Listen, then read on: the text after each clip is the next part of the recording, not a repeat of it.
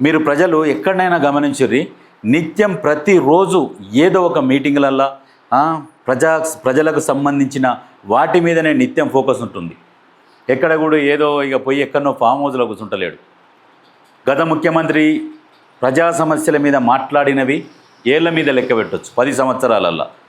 మరి ఈయన 2.5 సంవత్సర కాలంలో ఏళ్ల మీద కాదు లెక్క పెట్టలేనన్ని సార్లు ప్రతిసారి మంత్రులతోని మీటింగు, అధికారులతోని మీటింగు, ప్రతి ఒక్కరితోని మీటింగు పెట్టి వాళ్ళ సలహాలు సూచనలు తీసుకుంటున్నాడు. వీళ్ళకు కూడా ప్రతిపక్షాలకు కూడా క్లియర్గా చెప్తున్నాడు, మీకేమన్నా ఆలోచనలు సలహాలు సూచనలు ఉంటే మాకు ఇవ్వండి, తెలంగాణ అభివృద్ధి లక్ష్యంగా పనిచేద్దాం, ఎలక్షన్లప్పుడే రాజకీయాలు, మిగతా టైంలో అందరం కలిసి పనిచేద్దాం, రాజకీయంగా ఎటువంటి కక్షలు లేవు అని క్లియర్గా చెప్పిండు. రాజకీయంగా కక్షలు ఉంటే మిమ్మల్ని ఎప్పుడో జైల్లో పెట్టేటోని, నాకు అటువంటి ఆలోచన లేదు, తెలంగాణ అభివృద్ధి లక్ష్యంగా పనిచేస్తున్నామని క్లియర్గా చెప్పిండు. చెప్పినాక కూడా ఈ దొంగలు సిగ్గు లేకుండా స్థానం బురదలు కూడా తిరుగుతున్నారు.